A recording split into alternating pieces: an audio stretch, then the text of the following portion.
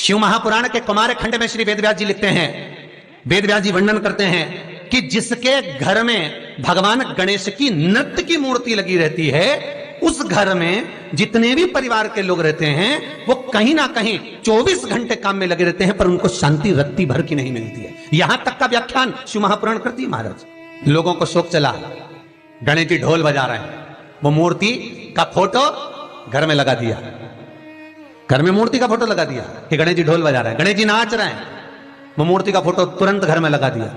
वेदव्यास जी ने कुमार खंड के अंदर वर्णन करा, यदि देवता की अपमानजनक मूर्ति या स्मरण पूजन का भाव अगर कहीं लगाया भी जाता है तो उस घर में शांति रत्ती भर की नहीं रहती है महाराज। यहां तक शिव महापुराण कहती है कि भगवान शंकर का शिवलिंग आप घर के अंदर रख सकते हो, भगवान शंकर का शिवलिंग घर में रखकर पूजन कर सकते हो, भगवान शंकर के शिवलिंग का आप स्मरण कर सकते हो, भगवान शंकर के शिवलिंग की आप पूजन कर सकते हो। पर शंकर, जब शिवपुराण खुद कह रही है कि शंकर का जो भौतिक स्वरूप है, शंकर का जो शारीरिक स्वरूप है, जैसे आप शिव महापुराण के पीछे जो बैनर देख रहे हो, इस बैनर में शंकर जी का जो स्वरूप दिखाया जा रहा है, ऐसी मूर्ति तप करने वाली, ऐसी मूर्ति आशीर्वाद देने वाली, ऐसी मूर्ति जो भगवान शंकर का मूल स्वरूप दर्शाती हो, ऐसी मूर्ति घर के अंदर नहीं रखी जाती। स्वयं शिव महापुराण करे,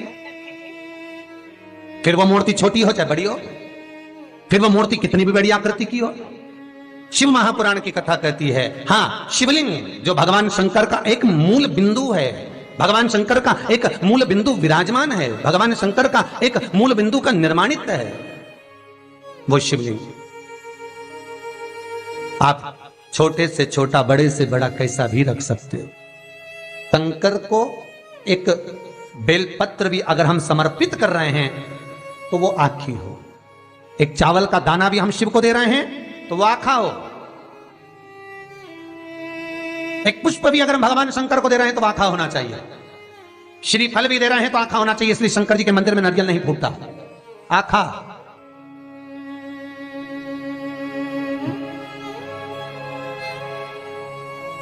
समर्पण भी हो तो पूर्ण हो, आखा, आधा नहीं।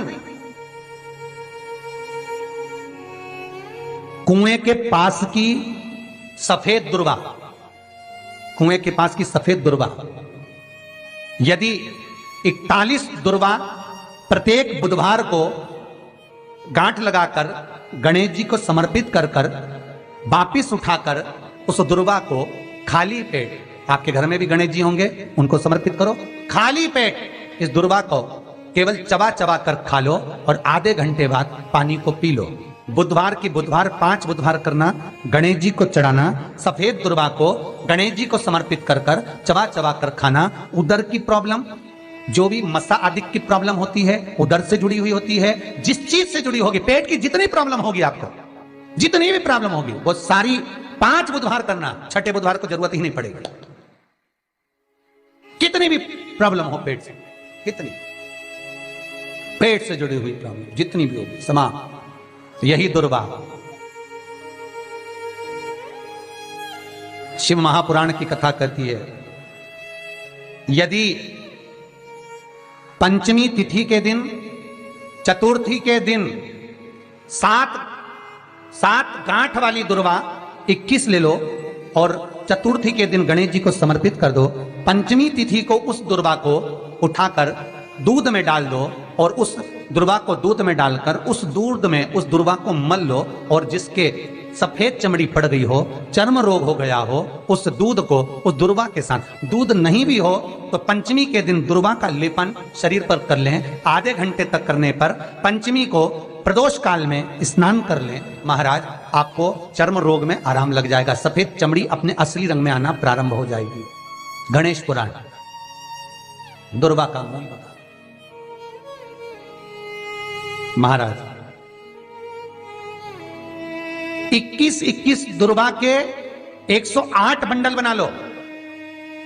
अगर एग्जाम में बैठ रहे हो, सरकारी परीक्षा में बैठ रहे हो, पास नहीं हो रहे, नौकरी नहीं लग रही, बहुत जगह इंटरव्यू दे दिया, 21 दुर्वा के 108 बंडल बनाओ, उसकी माला बनाओ और देवी के मंदिर में, माता जगदम्बा के मंदिर में, अर्थात जहां शंकर पार्वती पूर्ण परिवार विराजमान हो, ऐसे देवी के मंदिर में गणेश जी के गले में वो माला अर्पण करिए हैं, अपना नाम बोलकर और जिस एग्जाम में बैठ रहे हैं उसका भाव वर्णन कर कर।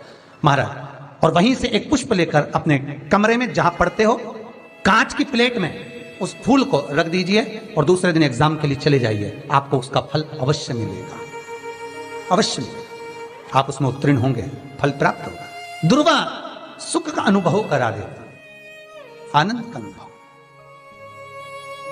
महाराज भगवान के मंदिर में पहुंचकर ये 5 दर्शन मनुष्य नित्य करता है। पहला भगवान के चरणों का, दूसरा भगवान के नाभि कोश का, तीसरा भगवान के वक्षस्थल का, चौथा भगवान की शिखा का और 5वां भगवान के नयन का।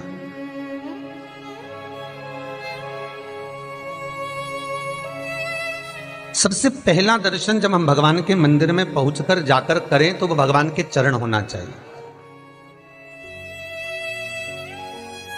परमात्मा के चरण। भगवान शंकर की जो 5 पुत्रियां हैं, जया, विषहरा, सामरीवारी, दोतली और देव, भगवान शिव की जो 5 बेटियां हैं, रात्रि को सोने से पहले हाथ की अंजलि में जल लेकर जया, विषहरा, सामरीवारी, दोतली और देव, इन 5 कन्याओं का नाम लेकर आचमन कर कर जो रात्रि में विश्राम करते हैं, उनको रात भर नींद चकाचक आती है। फिर उनको कोई चिंता न करने की जरूरत नहीं पड़ती, वो मस्त आनंद में सोते, गोली खाने की भी जरूरत नहीं पड़ती, गोली नहीं खाने। अरे भैया, गरुड़ पुराण में एक लाइन आती है, बड़ी सुंदर है, गरुड़ पुराण का 3रा अंश, उसमें यहां तक लिखा है, किसी डॉक्टर को जाकर आप दिखा रहे हो, वो इंजेक्शन लिख रहा है या इंजेक्शन लगा रहा है, उसमें भी आपका कर्म का भाग है, उसमें भी कर्म का भाग है। पूरा शहर छोड़कर इंदौर दिखाने जा रहे हो, पूरा शहर छोड़कर भोपाल, दिल्ली, मुंबई, अपना गांव, अपना नगर छोड़कर वहां के डॉक्टर के पास जा रहे हो, उस हॉस्पिटल में जा रहे हो। क्यों? पुराना है,